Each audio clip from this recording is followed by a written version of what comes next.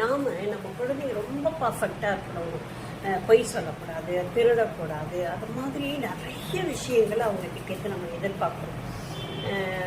ஆனால் நம்மளே பார்த்து தானே நம்ம பிள்ளைங்க அந்த மாதிரியே நடந்துக்குவாங்க. அது நம்ம யோசிக்கிறது கூட கிடையாது.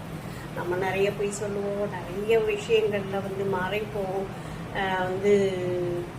நாம் பெரியவங்க நம்ம என்ன செஞ்சாலும் அது சரி அப்படிங்கிறத நினைப்போம்.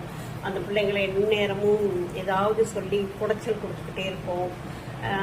ஒரு இலகுவான ஒரு இயல்பான ஒரு சூழலை அந்த குழந்தைக்கு நம்ம அமைச்சு கொடுக்கறதே கிடையாது.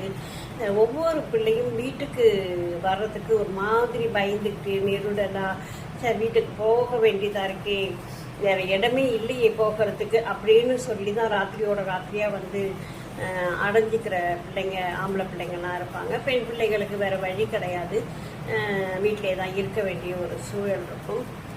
அந்த பிள்ளைகளும் மனசை விட்டு நம்ம ஃப்ரெண்ட்ஸுக்கிட்ட கூட பேச முடியலையே, இப்படி எல்லாத்துக்கும் நமக்கு தடை போட்டுக்கிட்டே இருக்கிறாங்களே அப்படின்னு சொல்லி ஒவ்வொரு குழந்தையும் ஒரு நெருடலோட உச்சத்தில் தான் வாழ்ந்துக்கிட்டு இருக்கிறாங்க. அவர்களுக்கு ஒரு இனிமையான ஒரு சூழலை நம்ம அமைச்சு கொடுத்துட்டோம் அப்படின்னு சொன்னால் அந்த பிள்ளைங்க மாதிரி நல்ல பிள்ளைங்க இந்த உலகத்திலே இருக்காதுன்னு சொல்கிறோம். நிச்சயமாக சொல்கிறோம்.